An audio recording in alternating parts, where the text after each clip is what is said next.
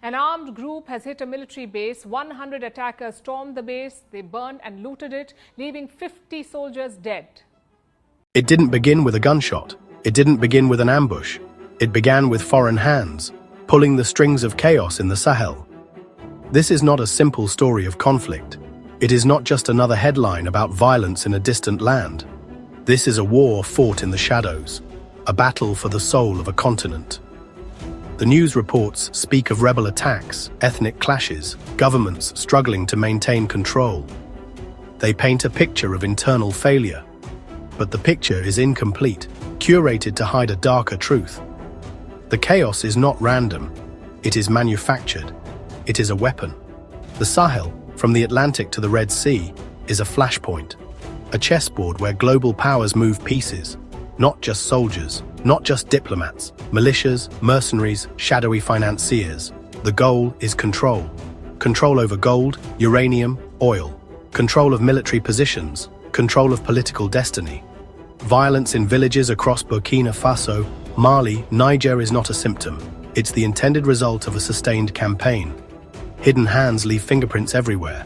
Look at the patterns, not haphazard, but surgical. When leaders reject colonial frameworks, when governments claim resources for their people, chaos intensifies. Well-armed, well-funded groups appear. They attack farms, they burn villages, they strike soldiers. They sow terror and division, weakening states from within. The purpose? Make self-governance look impossible, invite foreign solutions. An old imperial trick, updated, its tragedy and strategy. Headlines of massacres and displacement serve a purpose. They justify foreign bases, unfair economic deals, and political manipulation. They silence voices that see the truth. Leaders fighting more than insurgents, fighting a global system designed to keep them down. This is the real war in the Sahel, a war for Africa's future, and the first casualty is the truth. The fire is spreading across the Sahel. From Mali to Niger and Burkina Faso, a calculated storm of violence is raging. These nations, now called the Alliance of Sahel States, have chosen self-determination, moving away from former colonial powers. This move has been met with a quiet, undeclared war. It involves fueling grievances, arming factions, and creating insecurity. The objective is to make these governments appear weak, their populations suffering. The surge in attacks coincides with political shifts. The message is clear. There is a price for defiance, paid in blood. It's a battle between African nations and unseen forces determined to see them fail. Who is funding the terrorists and why? The day began like any other in northern Burkina Faso. The sun climbed over the dry ochre landscape. But peace in the Sahel is a temporary state. This day, the storm would break with unimaginable fury. It came without warning. A swarm of motorcycles, a cloud of dust on the horizon, was the only premonition of the horror to come. To kill, to terrorize, to erase any semblance of normalcy. The riders opened fire indiscriminately. The crackle of automatic weapons shattered the morning calm, replaced by screams of panic and pain. A calculated act of violence designed to send a shockwave of fear through the entire nation. 50 lives extinguished in a matter of hours. They left behind a scene of smoldering ruins and a silence more terrifying than the sounds of the attack itself. This was the handiwork of chaos. Let's dissect the strike. This was not random, but a meticulously planned military operation using surprise, a classic guerrilla tactic, combined with coordination that points to external support. The attackers approached from multiple directions, preventing escape and overwhelming defenses. Eyewitnesses reported Kalashnikov rifles, rocket-propelled grenades, and heavy machine guns. These are instruments of war, often supplied through clandestine networks. The assailants targeted infrastructure, destroying communications and grain stores, and looting the local clinic. These are calculated moves to make the region ungovernable and create a humanitarian crisis. This ability to strike and retreat across porous borders is a key advantage. The ambush was a success for them, a tragedy for Africa. When the gunfire ceased, survivors emerged to a world transformed into a vision of hell. The air was thick with smoke and death. The familiar sounds of village life were replaced by wails. Homes were reduced to smoldering shells, their contents looted or destroyed. This is the immediate price of destabilization, a shattered community. The psychological impact is immeasurable. Children have witnessed atrocities. This fear paralyzes communities, drives people from their lands, and creates internally displaced persons. This is how you break a nation from the inside out. Military forces were dispatched, but the attackers were long gone. This single attack is a microcosm of the larger war being waged against the Sahel. The chaos is not the byproduct of the conflict, it is the entire point. The smoke may have cleared, but the battle is far from over. Who pays the price for this calculated chaos? The price is paid in flesh and blood by the ordinary people. The victims are the fathers, the mothers, the sons, the daughters of the Sahel. They are the elders and the children. When the headlines report 50 dead, these are 50 worlds, 50 futures stolen in an instant. Families are shattered. The grief that follows is a tsunami. This is the human cost sanitized by news reports. The violence is designed to break the spirit of the people. But even in the face of such unimaginable loss, there is a resilience that refuses to be extinguished. Their pain is a story that must be heard, a truth that must be told. The attack was not just on people, it was an attack on a way of life. Many of the victims were farmers who feed the nation. Their hands are calloused from labor, not from holding weapons. Their wealth is in the soil and the promise of a harvest. When they are killed, more than just a life is lost. The fields they once cultivated become fallow grounds of sorrow. This is a war on food security. By targeting farmers and burning grain stores, the attackers strike at the most fundamental pillar of a nation's stability, its ability to feed itself. The death of a farmer is a strategic victory for those who wish to see Burkina Faso fail. The ripple effects are catastrophic. Chaos feeds on itself. Forcing them to flee their homes creates a massive wave of internal displacement. This is how you hollow out a nation from its rural heartland. Among the fallen are the soldiers and the Volunteer Defense Forces, the VDP, as they are known locally.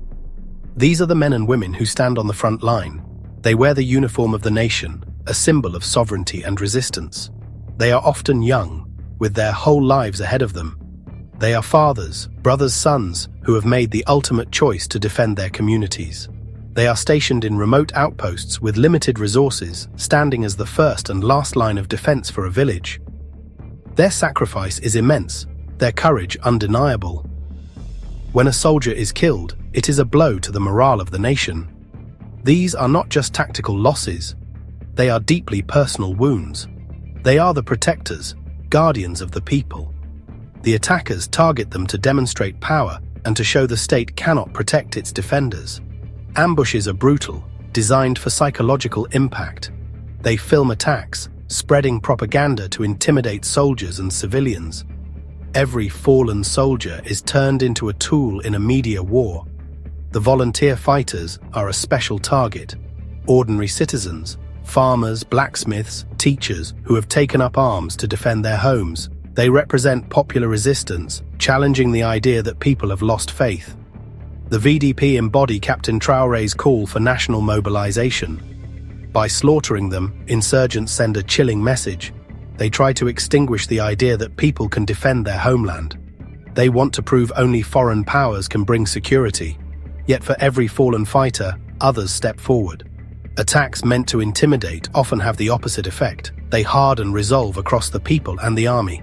They fuel a deeper patriotism and clarity about what's at stake. The fallen become martyrs in a struggle for survival and independence. Their deaths are a heavy, tragic price in this war for Africa's future. But their sacrifice is not in vain, a testament to a nation that refuses to be broken. Masked fighters belong to groups synonymous with violence, like Jnim and the Islamic State. They claim a holy war, but this narrative is incomplete, concealing a more complex reality. These are well-supplied paramilitary organizations, drawing fighters from marginalized communities, lured by money, power, and a sense of purpose. They are adaptable, a fluid network under violent banners leading to chaos. Are they architects of chaos or managers of a foreign-funded enterprise? The weapons are the first clue. The sophistication of the arms in the hands of these militias defy easy explanation. We see brand new assault rifles, night vision goggles, and encrypted communication devices. These are not items that can be easily purchased. This points to a steady, well-organized supply chain requiring significant funding and logistical expertise. The intelligence they possess is the second clue. The attackers often know the precise location of military patrols, suggesting access to high-level intelligence. Follow the money. Sustaining a large-scale insurgency is an expensive business. The financial trail leads back to external sources and regional powers with vested interests in the Sahel's instability. Many believe that former colonial powers are the hidden hands, seeking to undermine the rise of sovereign African governments. The suspects are not just the men pulling the triggers, but the powerful forces loading the guns from the shadows. The Sahel is not just a battleground, it is a chessboard. The pieces on this board are nations, and the players are global powers. The violence we see is not random but a calculated move in a larger game. For decades, this region has been pivotal for its resources: uranium, gold, and oil. Control over the Sahel means control over those resources. It also means a strategic foothold in West Africa, a launchpad for military and intelligence operations. This is the prize. The competition is fierce and ruthless. The people of the Sahel are caught in the middle. For years, Western powers, led by France, held dominant influence. Their military bases dotted the landscape. Their corporations extracted the wealth. Their political will often overrode local sovereignty. Now that order is being challenged. A new generation of leaders in Burkina Faso, in Mali, and in Niger demand a different future. They reject old colonial dynamics and seek partners like Russia and China. This shift has turned the Sahel into a new Cold War. Influence is waged through proxies and destabilization. This is geopolitics, not a conspiracy. When Niger renegotiates uranium deals, it disrupts supply chains. When Burkina asserts control over gold mines, it threatens corporate profits. These actions have consequences. Responses are rarely formal statements. Instead, a quiet, sustained campaign of pressure follows. Pressure comes as economic sanctions, diplomatic isolation, and, most potently, the arming and funding of insurgents. It is a war fought by other means. Across the Sahel, the accusation grows. Foreign powers are fueling conflict. They exploit ethnic tensions and economic hardship, turning grievances into insurgency.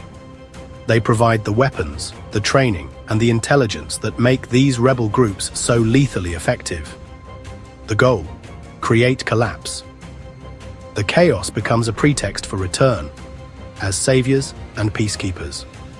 Local militias are tools. The hands guiding them belong to powerful state actors. The recent surge in violence across the Sahel is not a coincidence. It is a reaction. It is a direct and brutal response to bold political choices. Burkina Faso, Mali, Niger. These nations, the Alliance of Sahel states, have committed the ultimate transgression. They have chosen sovereignty. They demanded the withdrawal of French troops, French forces leaving after years on Sahel soil.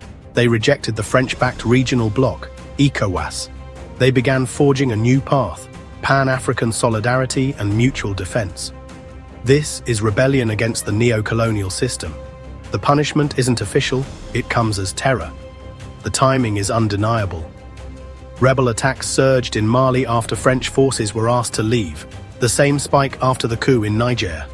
Now, Burkina Faso under Captain Ibrahim Traoré faces the same fury. Traoré speaking to huge crowds, pursuing new partners, including Russia. The message in every village raid and ambush is chilling. Defiance will be met with fire and blood. The innocent are paying the price for freedom.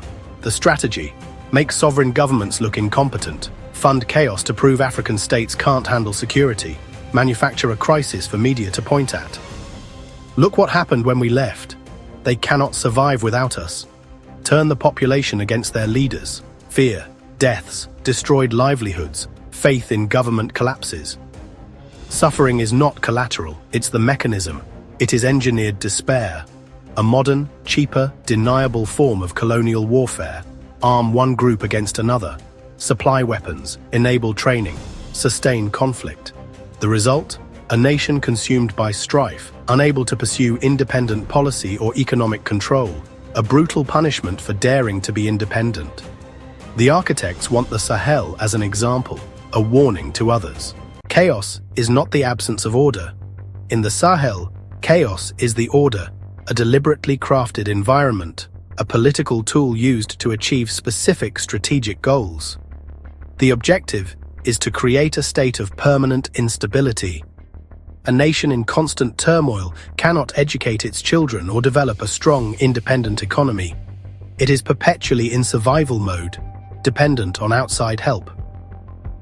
This engineered failure keeps African nations weak, compliant, and open for exploitation. The chaos itself is the victory. The relentless violence reinforces a tired, racist stereotype of Africa as a continent of endless war and failure. It justifies foreign intervention and makes it harder for African leaders to be taken seriously. Ultimately, the strategy of chaos is about preventing the emergence of a strong, unified, and independent Africa. The war is a war against a future where Africa is finally free. The crisis in Burkina Faso is not an isolated event. It is a single, burning chapter in a much larger story of regional struggle. The fire that scorches its northern villages was not lit there. It is part of a raging inferno that has spread across the entire Sahel, consuming Mali, consuming Niger. The pattern is hauntingly familiar, a deadly echo chamber of violence and political pressure. What happens in Ouagadougou today was happening in Bamako yesterday and may happen in Niamey tomorrow. This is not a series of individual national crises. It is a single, coordinated campaign of destabilization targeting a specific bloc of nations who have dared to dream of a different future, free from the shackles of neo-colonial control. Look at the timeline in Mali. Extremist groups, fueled by chaos in Libya, seized the northern territories. France launched Operation Barkhane to restore order. For nearly a decade, violence worsened and spread south. Malians and the military-led government grew suspicious of foreign forces. When they demanded French troops leave, international isolation and sabotage intensified. The blueprint for subversion was drawn up in Mali. Then came Niger, rich in uranium, host to Western military bases, home to a major American drone base, presented as a stable partner, until a 2023 coup changed that.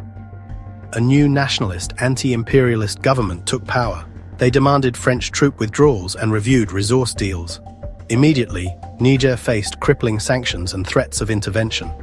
Burkina Faso is now at the epicenter. Captain Ibrahim Traoré's government followed their neighbor's path, ejecting French forces, seeking new security alliances, championing Pan-African self-reliance. As a result, the country is facing the most ferocious wave of attacks in its history. The strategy is clear: Mali, Niger, now Burkina. The goal: make an example of these nations. The message: the price of true independence is a relentless, unseen war meant to break people and fracture states. Faced with a common enemy, these three nations have banded together. In September 2023, Burkina Faso, Mali, and Niger signed a mutual defense pact, creating the Alliance of Sahel States, or AES. It is a declaration that they will no longer face the storm alone. Any attack on one member is an attack on all, requiring a collective response. A historic shift in West African geopolitics, driven by the Sahelian people's aspirations for security and true sovereignty. They are pooling military resources, sharing intelligence, and coordinating operations. This is the birth of a new assertive Pan-Africanism, forged in the fires of conflict. It is the very thing the forces of destabilization fear most: a united African front. It is a battle between the strategy of chaos and the strategy of unity, championed by the Alliance of Sahel States. It will either prove that defiance is futile, or it will light the way for a new era of African independence. Captain Ibrahim Traoré has become the face of a new, unapologetic African leadership in Burkina Faso. His doctrine is simple: Burkina Faso's destiny must be decided by its own people. Traoré expelled French troops, ending a failed security partnership, signaling a break from neo-colonial oversight. He mobilized citizens through the Volunteers for the Defense of the Homeland, empowering ordinary people to defend their villages. This grassroots movement is reclaiming the nation despite diplomatic isolation and external pressure. Traoré's government now seeks new alliances, betting on self-reliance, regional solidarity.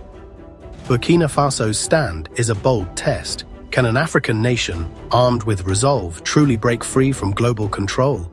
True sovereignty demands economic control. Traoré's government is reclaiming Burkina Faso's gold, nationalizing assets, building a state-owned refinery to keep wealth at home.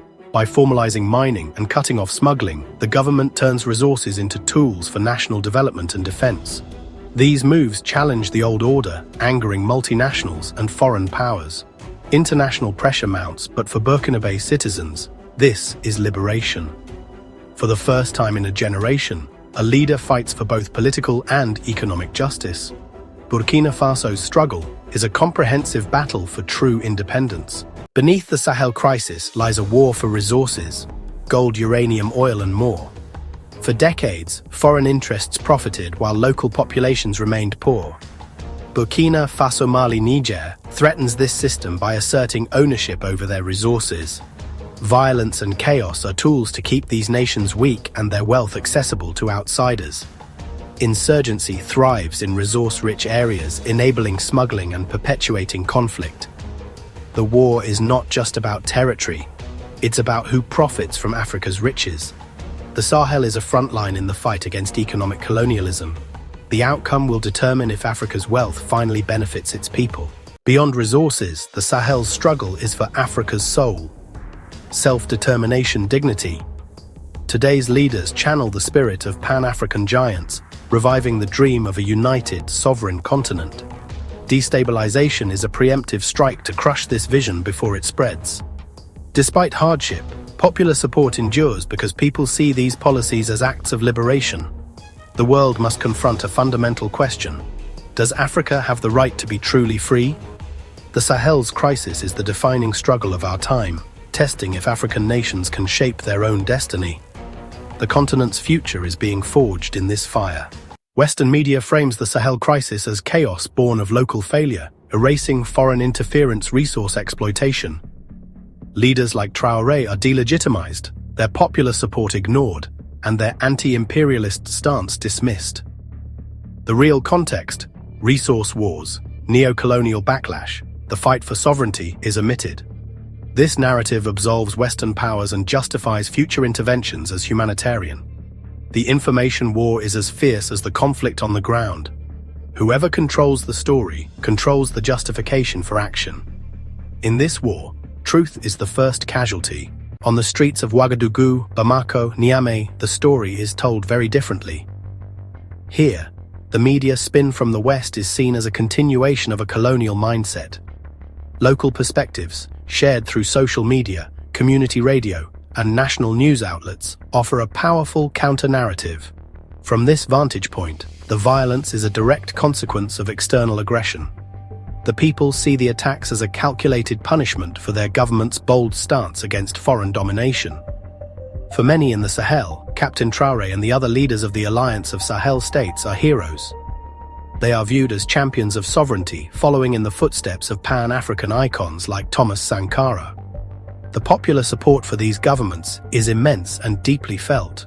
The African perspective is fundamentally one of resistance and resilience.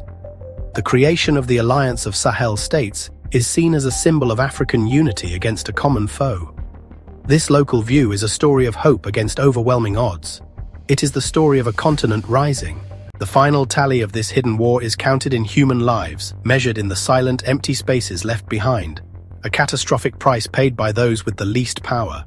Her children's terrified eyes reflecting the flames of their burning village. These are the real consequences of destabilization. It is a war on the future itself. This is how you systematically dismantle a society, piece by painful piece. Hope itself is under siege. This engineered trauma is a deliberate weapon, designed to break the spirit of the people. Yet, even in this landscape of devastation, the human spirit refuses to be completely extinguished. The people of the Sahel are more than just victims, they are survivors. They are the living proof that even when hope is under siege, it can never be fully conquered. The war is for Africa's future. It is a struggle over ideas, a battle for the right of a continent to define its own destiny. The fires raging in the Sahel are an attempt to burn away the dream of a new Africa, an Africa that is sovereign, united, and free from foreign interference. This is why the war is so brutal. The strategy is to inflict so much pain that the people will turn against the very leaders who are fighting for their liberation. The violence is instead forging an unbreakable national resolve. This is the beginning of the final chapter in Africa's long walk to freedom. It is a battle that will define the 21st century. For the people of Burkina Faso and the entire Sahel, there is no turning back. This is Insight Africa, where Africa's fight for freedom refuses to be silenced.